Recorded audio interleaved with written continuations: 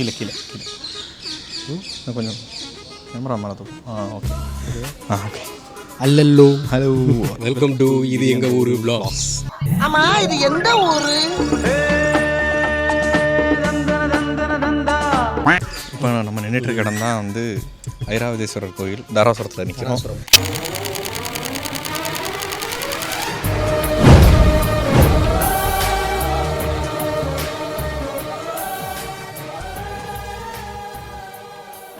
வழக்கம் போல் உள்ளே இருக்கிற சிற்பம்லாம் பயங்கர அல்டிமேட்டு. வெளியில் வந்துட்டு இன்னும் வழக்கம் போல் நம்ம எப்படி அந்த பெருவுடையார் கோயில் வந்துட்டு நம்ம கொஞ்சம் பாதிலே நிற்கிதுல, கிட்டத்தட்ட அதே ஸ்டேஜில் தான் வந்துட்டு இங்கேயும் நமக்கு சில இடம் நமக்கு பார்த்தாலே தெரியும் கம்ப்ளீட் ஆகி இன்னும் 10% கம்ப்ளீட் ஆகாமல் பெண்டிங்கில் இருக்குது அப்படின்றது நமக்கு பார்த்தாலே தெரியும். அந்த மாதிரி தான் இருக்குது. பட் ஆனால் கோயிலுக்கு ஈக்குவலாக இருக்குது. பட் ஆனால் இங்கே சிற்பங்கள் ரொம்ப ஜாஸ்தியாக இருக்குது. ரொம்ப மைனூட்டான ஒர்க்கெல்லாம் பயங்கரமாக பண்ணியிருக்காங்க. நீங்கள் கீழே இருக்கிற சிற்பம் அது இதுன்னு எல்லாம் பார்த்தீங்கன்னா ஏகப்பட்ட ஸ்டோரி சொல்லும். அந்த லெவலுக்கு இருக்கும். அந்த கோவிலே வந்துட்டு ஒரு குதிரை கட்டி இழுத்துட்டு போகிற மாதிரிலாம் பண்ணி வச்சிருக்கு. இப்போ எங்களுக்கு பின்னாடி தெரிகிறது தான் நாங்கள் அப்போ சொன்னேன் அந்த சிற்பங்கள்லாம் போய் பார்க்குறேன்னு சொன்னோம். செம்மையாக இருக்குது. சிற்பங்கள்லாம் சின்ன சின்ன சிற்பங்கள்லாம் ரொம்ப மைன்யூட்டாக ரொம்ப அழகாக.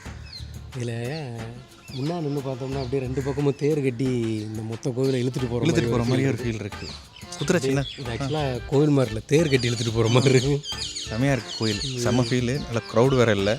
வாங்க உள்ள போகலாம். நீங்கள் வந்து கண்டிப்பாக பார்க்கலாம். ஏன்னா க்ரௌடு உங்களுக்கு பெருசாக இருக்காது. ஆனால் நீங்கள் ரொம்ப ரசித்து, க்ரௌடு இல்லாதனால நீங்கள் வந்து நல்லா ரசித்து இங்கே இருக்கிற சிற்பங்கள்லாம் நல்லா டைம் ஸ்பெண்ட் பண்ணி பார்க்கலாம். நல்லா குட்டி குட்டி சிற்பமாக இருக்கும். அந்த மண்டபத்துக்கு உள்ளே போகிறதோட எனக்கு கீழே பார்க்குறதுக்கே கண்ணு அங்கே தான் போகுது. ஏகப்பட்டது இருக்குது. எதனா நீங்கள் ஒன்ஸ் வந்து பாருங்களேன், நாங்கள் என்ன சொல்கிறோம் உங்களுக்கே புரியும். செம்ம நல்ல ஃபீல். உங்களுக்கு காட்டினா தான் தெரியும். பார்த்தீங்களா, சின்ன சின்னதாக நிறையா என்னென்ன சிற்பங்கள் இருக்குது. இந்த கதைகள்லாம் முழுசாக தெரிஞ்சுன்னா இன்னும் பயங்கர வியப்போம். நீங்கள் இதில் பார்க்குறத விட நேரில் வந்து பார்த்தீங்கன்னா இன்னும் பிரைட்டாக இருக்கும். இங்கே வந்துட்டு நமக்கு ஷேடோ நல்லா விழுகிறனால உங்களுக்கு ஃபுல்ஃபில்லாக தெரியாது இது கண்டிப்பாக. பட் நேரில் வந்து ஒரு தடவை பாருங்கள், மஸ்ட்டு வந்து பாருங்கள்.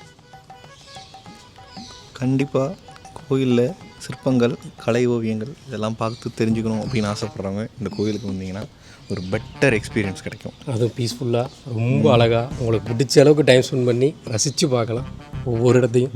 இங்கே ஒரு கல் மண்டபம் இருக்குது. அந்த கல் மண்டபத்தோட சீலிங் இப்போ காட்டுறோம். மண்டபத்தோட சீலிங் பார்த்தோன்னா பயங்கரமாக பண்ணிடுறாங்க. எப்படி படுத்துக்கிட்டே செதுக்குனா என்னன்னு தெரியல. கண்ணில் மண் விழுந்தா என்ன ஒன்று உப்புன்னு ஊதிக்கிட்டே செதுக்குவாரு. கண்ணை மூடிட்டு செதுக்குவாங்க, தம் அடிச்சுட்டே செதுக்குவாரு. பனிமூட்டமாக இருக்குது தம்பி. மேலே அதுவும் நம்ம தலைக்கு மேலே இருக்க கல்லில் இவ்வளோ மைன்யூட்டாக சின்ன சின்ன சிற்பங்கள் செதுக்க முடியும்னு கற்பனை கூட நான்லாம் பண்ணதில்லை. தெரியுதான் தெரியல. இதோட குட்டி சிற்பம்லாம் இருக்குது சில இடத்துலலாம். கரெக்டாக இப்போ உங்களுக்கு தெரியுதான் தெரில. இன்னும் நிறையா இதே மாதிரி மண்டபங்கள்லாம் இருக்குது. மேலே பார்த்தீங்கன்னா இதை விட குட்டி குட்டியான சிற்பங்கள்லாம் நீங்கள் பார்க்கலாம். அப்போயே ஒரு வேளை மெஷின் காவிங்லாம் இருந்துச்சானே உங்களுக்கு டவுட் வரும். அந்தளவுக்கு ப்ரிசைஸ்டாக பண்ணியிருக்காங்க. எப்படா பண்ணீங்கன்னு எங்களுக்கு பின்னாடி தெரியுதுல. எங்களுக்கு பின்னாடி தெரியுது இதெல்லாம் கல் ஜன்னல். கல்லுலேயே டைப் பண்ணுவாங்களா, என்ன சொல்லுவாங்க, ஜாலி வேறு. ஜாலினா வந்து சின்ன சின்ன பீஸாக எடுத்துகிட்டு வந்து ஃபிக்ஸ் பண்ணுறது. இது ஒரே கல்லில் மல்டிபிள் ஸ்டோன்ஸ் தான். ஜாலி டைப்பு தான். ஆனால் டெக்ஸ்சர் அந்த டிசைன்ஸ் எல்லாமே பார்த்தீங்கன்னா சும்மா எதை எவ்வளோ வேணாலும் வச்ச மாதிரி இருக்காது. நிறைய கோயிலில் பார்த்துருக்கோம். ஜஸ்ட் டெக்ஸ்சர் மட்டும் க்ரியேட் பண்ணிப்பா. ஆனால் அங்கே ஒரு சின்ன சின்ன ஒர்க்லாம் பண்ணியிருப்பாங்க. இப்போ காட்டினாலும் சரி, அதெல்லாம்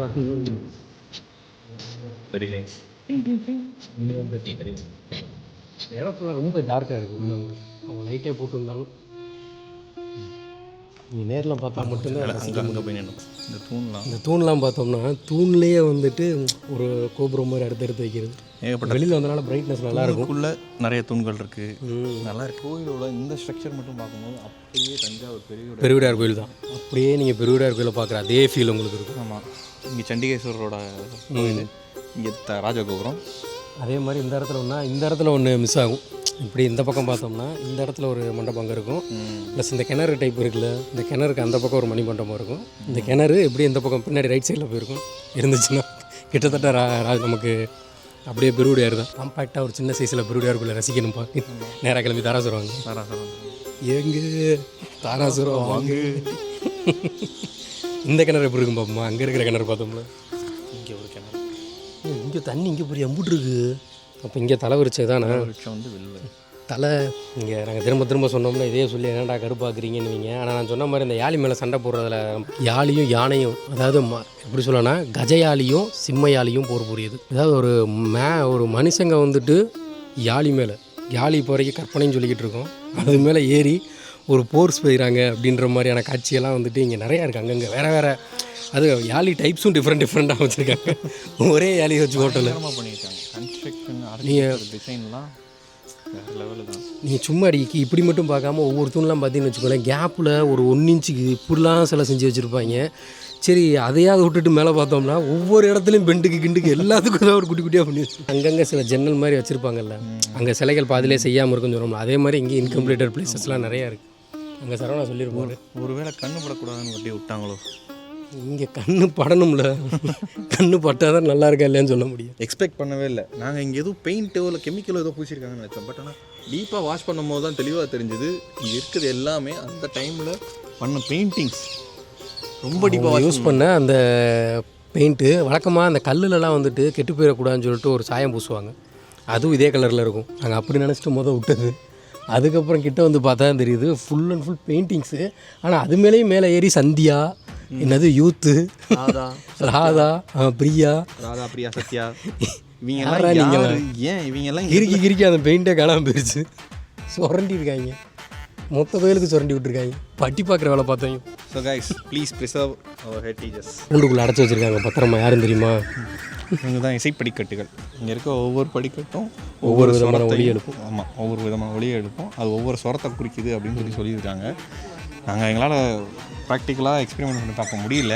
ஏன்னா இங்கே எதுவும் கள்ளத்துக்கு போகிறது அநாகரிகம் எங்களுக்கு தோணுது. அதனால் நாங்கள் அதை பண்ணல. தயவுசெய்து பண்ண வேண்டாம். ஆனால் இசை படிக்கட்டுகள் தான். ஏற்கனவே பண்ணவங்களாம் என்ன பண்ணி வச்சுருக்காங்க பாருங்க. காசெல்லாம் தூக்கி போட்டுருக்காங்க. படிக்கட்டுக்கு என்ன பிச்சையாக கேட்கும் புரியலைங்க. கள்ளத்துக்கிட்டு வந்து சவுண்டு கேட்குறேன்னு சொல்லி தட்டி தட்டி தட்டி தட்டி நெளிச்சு ஓட்டையாக்கி செதுக்கி வச்சுருக்காங்க. அதனால தான் இங்கே பாருங்கள் உண்டு போட்டு பாதுகாக்க வேண்டிய நிலைமை ஆகி போச்சு. இன்றைக்கி சிங்கத்தை கொண்டு விட புளியை கொண்டு படிக்கட்டெல்லாம் கொண்டு போக வேண்டிய சூழ்நிலை ஆகி போச்சு. என்ன பண்ணுறதுன்னு தெரில. என்ன சொல்கிறீங்க? நமக்குள்ள ஒரு மாற்றம் வராத வரைக்கும் எந்த மாற்றமும் கரெக்டாக தப்பு இல்லை. என்னென்னா இப்போ இந்த விஷயம் வந்து ஒரு க்யூரியாசிட்டி இருக்கும். சரி, பட் அதை கொஞ்சம் சேஃபாக பண்ணலாம். எல்லோரும் தட்டுனா மண்ணாயிடும், கல்லாக இருக்காது. எல்லோரும் வந்து நொட்டு தட்டிட்டு போனால் என்ன வேண்டா வரேன் மரம் ஃபுல்லாக அடிக்கிறீங்க. இந்த பாடி எவ்வளோதான்டா தாங்க கொண்டு போட்டு காப்பாற்றிட்டேன். சரி ரைட்டுப்பா. என் பக்கத்தில் ஏதோ சேலையெல்லாம் கைத்தறி நெறிஞ்சு தர்றாங்களாமா. அது எப்படி என்னன்னு சொல்லிட்டு போய் பார்த்துட்டு சொல்கிறோம். அதான் மறக்காமல் இந்த சப்ஸ்கிரைப்னு ஒரு பட்டன் இருக்குது. வீடியோ பிடிச்சிருந்தா லைக்கை பண்ணு, பிடிக்கலன்னா டிஸ்லைக் யாரு பண்ணு, யாருக்காவது ஷேர் பண்ணு. அவன் முடிவு பண்ணிட்டு பிடிச்சிருக்கா இல்லையா, தயவு செஞ்சு ஷேர் பண்ணுங்க.